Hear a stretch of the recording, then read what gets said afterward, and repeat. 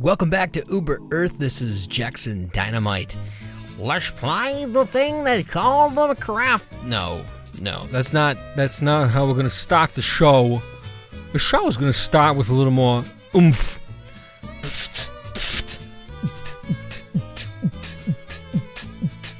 Let's play the Minecraft, yeah. Let's play the Minecraft, yeah. That didn't do it either, actually. Oh, I think I missed this. Welcome back, guys. Welcome back to Uber Earth. I hope you're being a person of do and getting things done.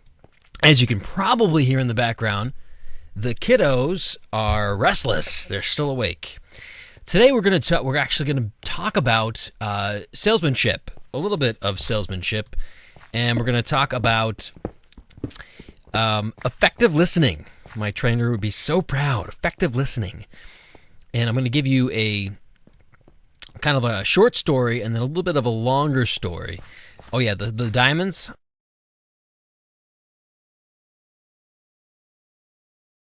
I want to make sure that I get the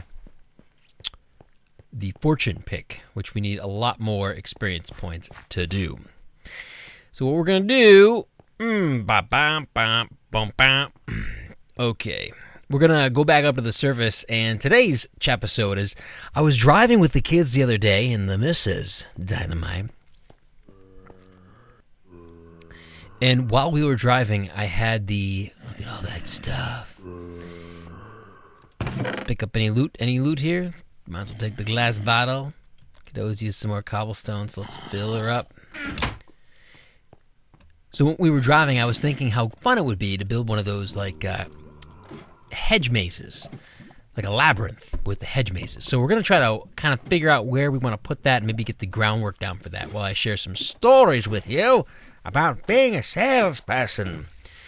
It should be noted in my history here, I actually never wanted to be in sales. I just never did. And long story short, I ended up getting into sales, and it's the more I learn about it and the more comfortable I get in the ideas and the training of sales, it's neat. And it's so bizarre because if you'd asked Jacksondynamite, I don't know, 15 years ago, hey, you're going to be in sales one day, I would have been like, no. But we're kind of always selling. I mean, you're selling yourself when you interview for a job. When you're hanging out with friends, you kind of sell your ideas. Like if you want to talk about something, you sell that. You want to go to somewhere for dinner with your friends, you're the one selling. Oh no, we got to go here. We got to go here because of this, and this.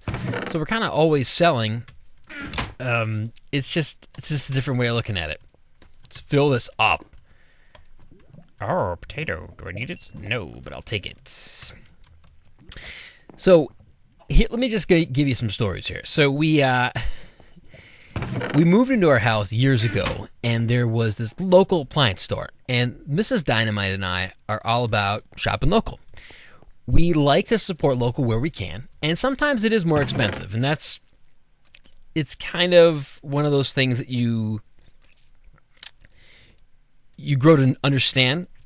And sometimes the price is so outrageous that you can't do it. But you can go back and ask the guy or gal and say, hey, I really want to do business here, but your price is $300 more than where I can get it here. And sometimes they'll work with you, and even that lower price is still higher than what you can go somewhere else to get, but it makes you happy enough that they're trying to work with you to keep you local. And that's cool. That's what we try for. I'm drinking some of my home brew. Very tasty. It actually came out pretty good. Side note, by the way. It needed more heat in the bottling phase. So the first 4 weeks, it's actually been there now like 6 weeks, and now it's starting to get the bubbles, as you would say. That's what they say at all sophisticated bars. Oh, that beer has bubbles. Then they just cry, because that's what they do best at sophisticated bars. Going back to my topic of conversation. Yeah, see, I need cobblestone. Get out of here. So we went to a local place, and we actually bought all of our appliances there. And then we came back needing to buy a dishwasher. Now, the dishwasher part of it we found one. They had a whole scratch and dent section, and we thought, okay, it was not super pricey, but it was not really what we were looking to spend on a dishwasher. It was a little more than what we were looking to spend. They put it on hold for us. Okay, they put it on hold, put it in the back. So later that day, maybe even that evening, could have been the next day, I called back just to say, you know what? On second thought, we decided we don't want it. But I called back after hours, just kind of looking to leave a message on the machine just to say, hey, thanks, but no thanks. We're going to try to look for something else a little more in our price range. I ended up getting the owner on the phone. The owner.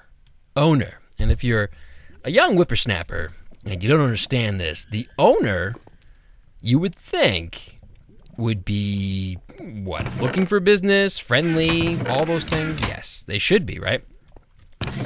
So as I began to talk to the owner, I just said, hey, we're so-and-sos, we're the Dynamites, we put that scratch and dent dishwasher aside. I said, it's kind of a little out of our price range. And then she interrupted and said, what do you want me to do? It's as cheap as I can get it. To which I was a little confused. So I was like, oh, okay, well, I just continued talking and said, okay, well, I said, no, so we just kind of don't need it. We're going to take it off hold. And then it came. She continued to say, well, there's more customers where you came from. Now, had I had this experience prior now to buying all my other appliances, I would never have gone back, ever. It was funny too. I actually said as soon as she said that, I said, you really just said that to me, didn't you? And she goes, yep. And I was like, okay. And then everywhere I go now, when someone says I'm looking to get appliance, I say, don't go to the X store. And then I tell them my little tale of what? This is actually, side note, this is actually a really tall oak tree. Look at that. I don't think I've ever seen an oak get so tall. I mean, the spruce you see like that, but I've never seen. If you guys throw some comments down there. Paperclip. So that's that story. And I really haven't gone back. And I do seriously, I don't speak super harshly about them, but I do share that story. And I do tell people I bought every one of my other appliances there. Side note, let's do spruce, since we are in the Spruce Valley here. Let's do spruce for our, so we'll get all these. So yeah, and then the second sales story, so it's funny, that was like super long time, years ago. And then just the other day, we're driving down the street, and we are looking at dishwashers, because as you know, if you've been watching the chapisodes, we are in the market for something. I'm normally buying used. So I, being a salesy type mindseted person, I walked in, and I actually didn't have time to spend a chit chat. And I wasn't looking to really buy. It was more of just, I want some quick information. But I walked in, and I walked right up to the guy, and I just told him pretty much everything. Like all the things they tell you not to do if you're looking to buy something. I just told the guy because I wanted him to know exactly where I was coming from. So I was like, hey man, looking for a dishwasher. I need, what I've been doing is buying used, like $30 dishwashers and just installing them. Just looking to see what the cheapest new dishwasher is because, you know, Mrs. Dynamite and I, because he follows the series. And Mrs. Dynamite and I are just looking to get something. And if it wasn't too far off from the fact that we buy a used one like every couple of years, we're just kind of looking to get prices. And he's like, oh, okay, man, that's good. Or maybe he was like this. Okay, dude, that's cool. All right, man, come on over here. Let me show you my dishwashers, man. And I was like, great. So first question he asks, which is kind of one of those questions that you'd want to know, is what color do you like? Pretty easy question, right? Because most washers now, it's stainless steel, white, or black. I mean, I think they might have other ones, but that's kind of like, that's getting there. I'm just going to nail this one down here. But that's kind of it. That's pretty much what you're getting. Stainless steel, white or black. So I replied, white. I mean, all of our other appliances are white. A lot of people just like having everything matched. So that was pretty easy, right? He goes, oh, okay. So the guy knows I want a white dishwasher. And the guy knows that I've been normally spending about $30 on used dishwashers, so I'm not looking to have a big spend here. So he goes, okay, dude, how about this one here? He points to a on sale $595 dishwasher in black. And in my head, I'm going, really? I mean, it's not even like I said I want a white dishwasher like a half an hour ago. He literally said, what color do you want? And I said, white. And he's like, oh, okay. And then maybe 15 seconds went by. And he goes, how about this one, dude? This one's cool. It's got a rebate. He actually said, it's got a rebate. And it's black. The opposite of the color you want, dude. It was mind-boggling to me. So, Sales 101, which brings me into the other topic I want to talk about today. Effective listening skills. So when you're talking to people around you, whether it's your mommy or daddy, or whether it's your spouse, or your friends, your buddies, your colleagues, your frenemies, whoever, one of the things you're going to learn, especially if you grow up and you get into the corporate America world and you start taking like training classes, one of the big things is effective listening. How to be an effective listener. I mean, do you right now, do you think that you're an effective listener? Do you? Do you, punk? Oh, yeah, we're going to do spruce. Boom, boom, boom. We'll see how that works. I mean, do you really think you are? So what I was taught on what an effective listener is when someone's telling you a story, they're talking to you, you want to listen and you want to comment. You don't ask questions, but you give affirmative comments that give them kind of clues that you're listening. So here would be an example. I'm going to play both parts, believe it or not. Okay. Before we do, where are we going to build our... Oh, for the love of everything in Uber Earth.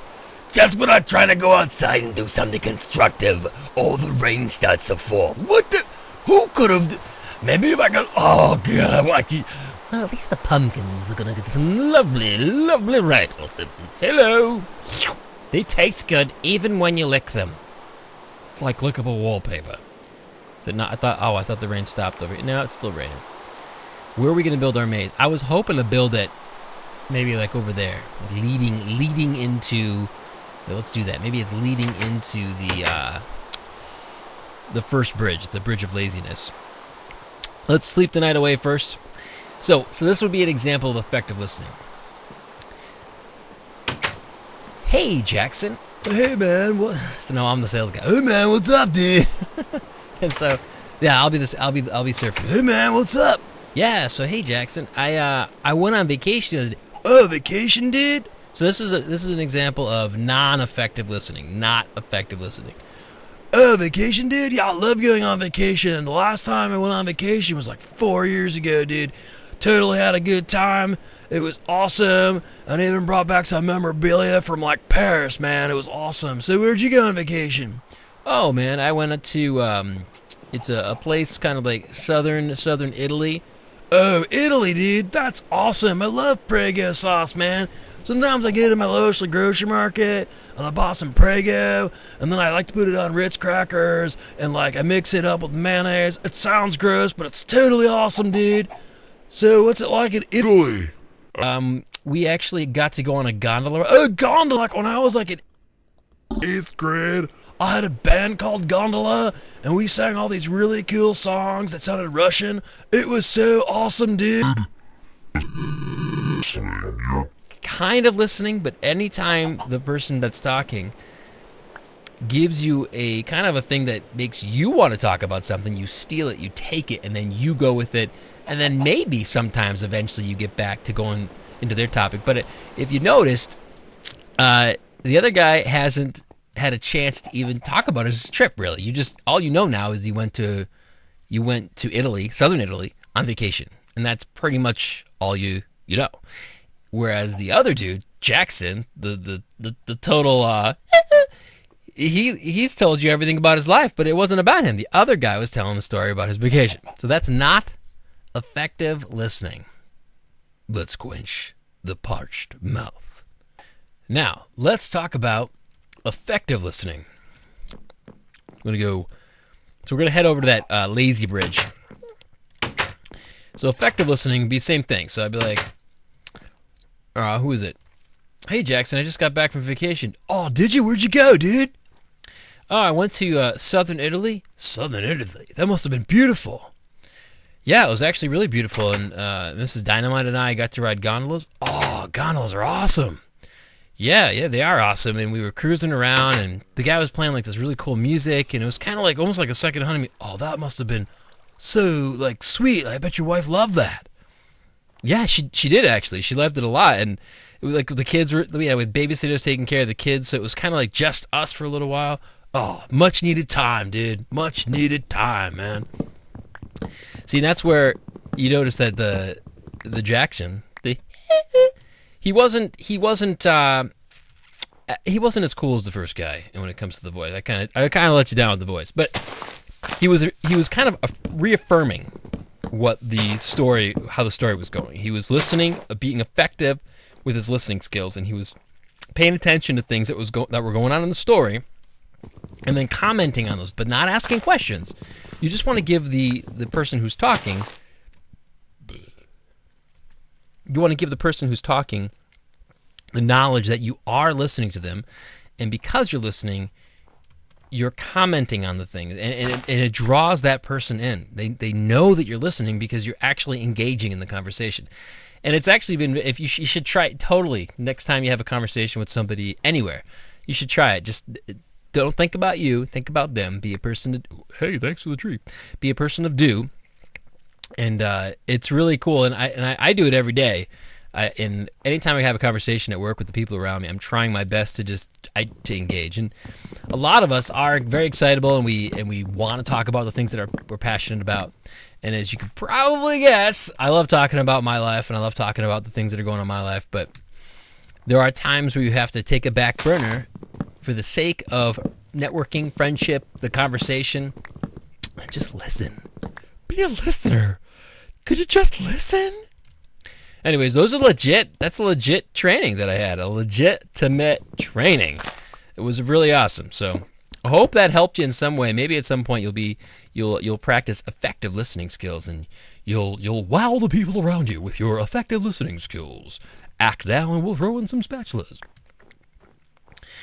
So yeah, I don't think I even went back to this. So Mrs. Dynamite and I are driving with the kiddos, and I was talking about making one of these mazes, and I was like, oh, you know what I'll do is I'm going to make this maze, and then I'm going to make it so bad guys spawn in it. They can't spawn on it. They can only spawn in it.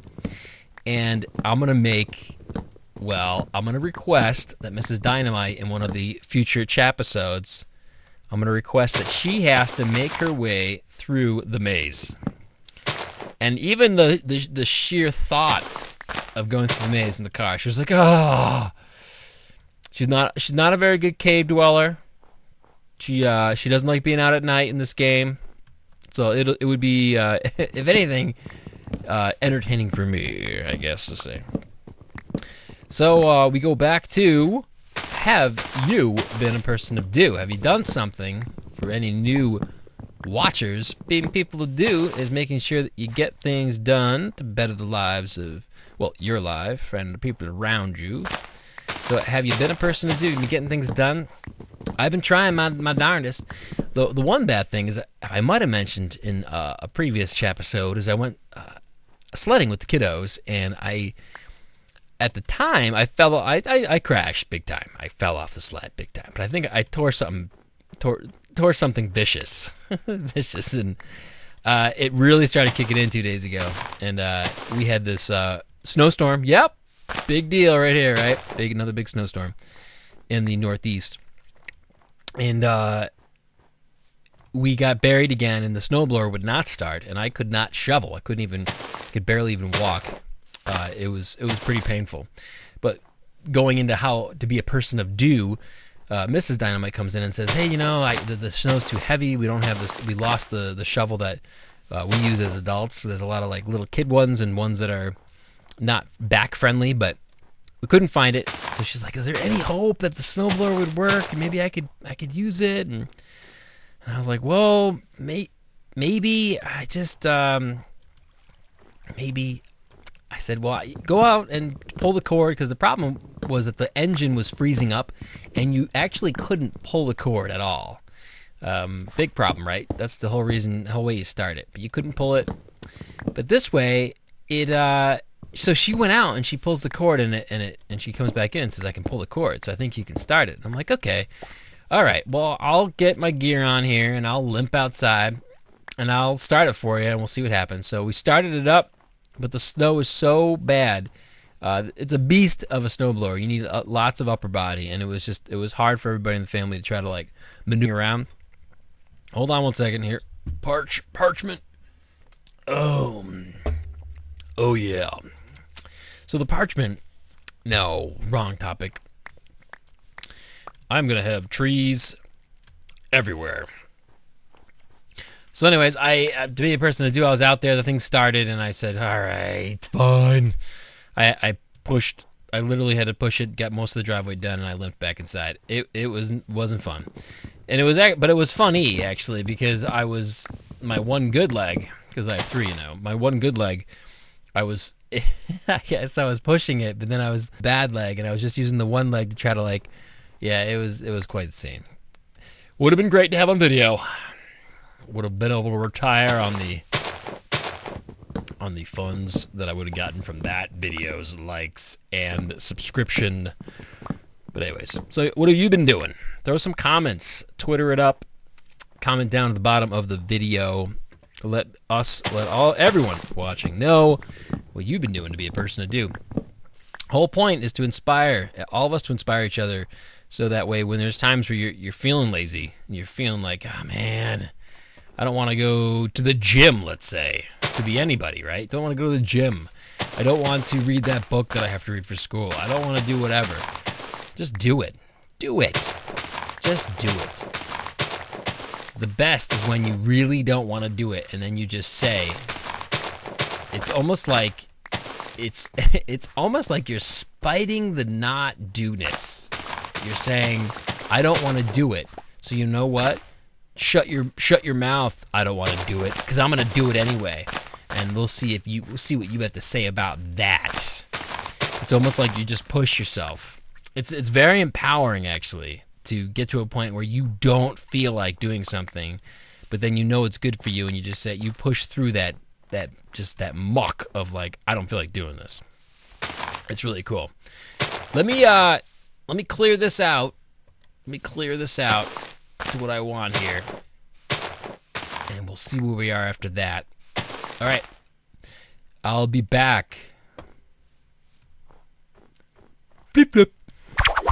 Welcome back, guys. We are gonna go back inside, sleep the night away, and then I'll show you what I've done. While we're in there, we're gonna grab some red stone, and we're gonna place a dark oak wood log right there in the middle of our porch. For no reason. I gotta get rid of it. You got me. I didn't mean to put that there. It was an accident. You got me. While I'm walking over here, you know what else we can talk about? Let's talk about the coolness of Let's Play series, right? I love the idea, the fact that, especially with this game, Minecraft, you literally, and you have thousands and thousands of people that are making Let's Plays. And some channels are super small, like mine. Some channels are super large, millions of people. And it's so cool, with this game, I guess especially, because the world generates so different for everybody. People have different creativity, thoughts, ideas in their head of what they want to build, how they want to build it.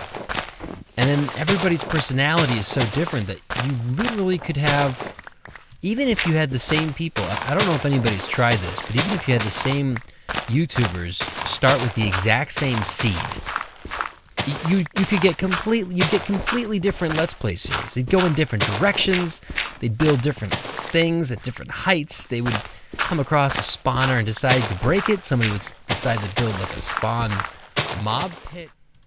Alright, this is clearly not going to be quite enough, but we will see what we can do.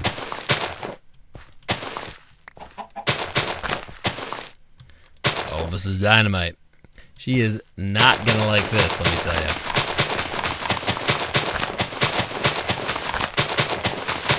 Not one bit. My one of my thoughts building this was gonna have make it very pistony. Have it so when you're walking around those pressure plates and you hear pistons opening and closing, and have it actually move walls, open things in the ground, revealing lava pits, which probably would be bad because it would set all the shrubs on fire. We're gonna need a lot more, huh?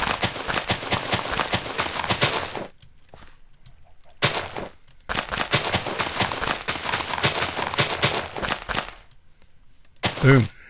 All right, so we gotta line this up with the door, maybe. All right, let's do that. We'll close this up.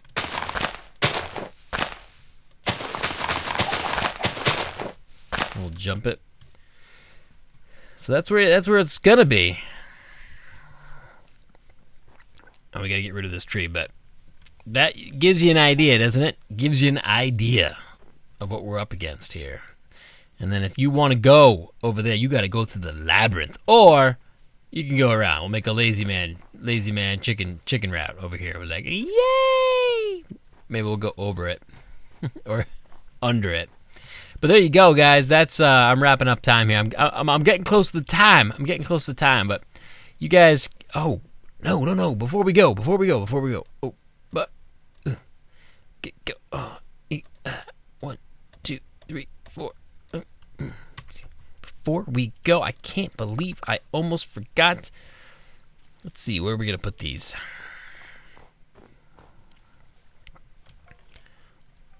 We'll do them by age. Dynamite-O's wanted to give you a little 1, 2, 3, 4.